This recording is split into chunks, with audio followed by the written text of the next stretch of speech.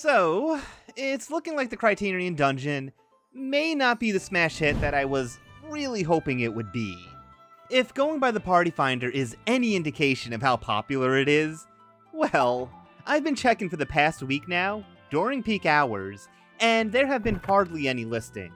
And when there are, well... The last party I tried to join, I waited around an hour and a half for it to fill, before having to leave because I had other commitments.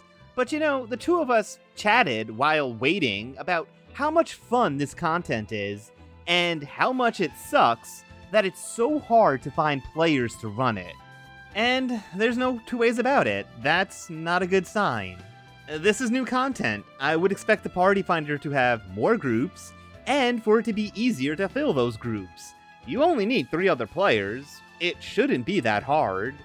It's kind of reminding me of a feature that World of Warcraft tried, way back in 2012 in Mist of Pandaria. And that feature was the challenge mode dungeons. So these were Blizzard's first attempt at really challenging small group content, and it didn't exactly go well. In fact, it was completely shelved for an entire expansion, and eventually reworked into what is now the much more played Mythic Plus. But as for the challenge dungeons, hardly anyone ever wanted to run them. Much like the Criterion dungeon, I'd spend long periods of time trying to get parties together, only to have them fall apart due to the lack of interest.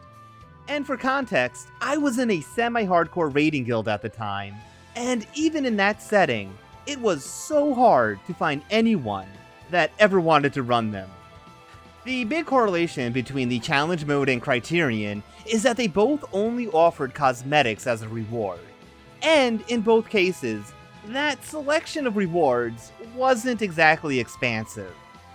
So in World of Warcraft, in my guild at least, the consensus was, why run these dungeons? They weren't going to improve your gear, and the goal for a lot of raiders is to get ready for raiding.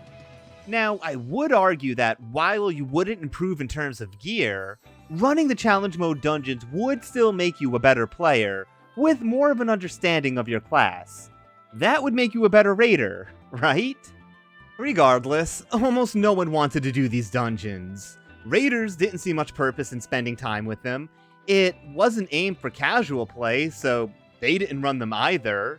So it really was just a small niche of players that wound up running them. So does that mean the big reason that the Criterion dungeon isn't seeing a bunch of play is a lack of gear progress? Well, the ultimate encounters would seem to disprove that. Those are the most challenging encounters in the game, and the reward for them is purely cosmetic. You get a title and a really cool looking weapon, and every job has a weapon to get. So if you're like a completionist, that is a lot of ultimates. Now, with all that being said, ultimates are aimed at the most hardcore players who want to really test their mettle against the most depraved mechanics that the developers can toss at them. At the point of players doing an ultimate, they already have their best gear. They are most likely running them in a static, and it really is just about the prestige. Whereas the Criterion dungeon is created for a more broad audience. They are more on the level of an extreme. So I guess that was a long way of saying that having no gear progression isn't exactly helping. Extremes have always had gear attached to them, and I think most players enjoy gear progression. However, it doesn't help that the cosmetic rewards aren't that great. I mean, there is a mount, which is usually a good enough incentive for most players to want to run this kind of content, but it's a flying chair. I dare say that you get a much cooler and more desired mount by going through the variant dungeon. I mean, who doesn't want to ride on a flying mouse? Also, the set of cosmetic gear is also from the variant dungeon, so the Criterion dungeon offers a mount that, at least to me, isn't really all that appealing, a frame for your adventure plate, and a song. Now let's compare that to the Unreal raids, which are also extreme level raid encounters that only offer cosmetic rewards. There is just so much more variety here, it's like night and day when you see these side by side. So with no gear progression and lackluster cosmetic rewards, I guess it shouldn't have been too surprising that you don't see very many groups in the Party Finder. Which is a shame. Every single time I get to do this content, it's just been a lot of fun.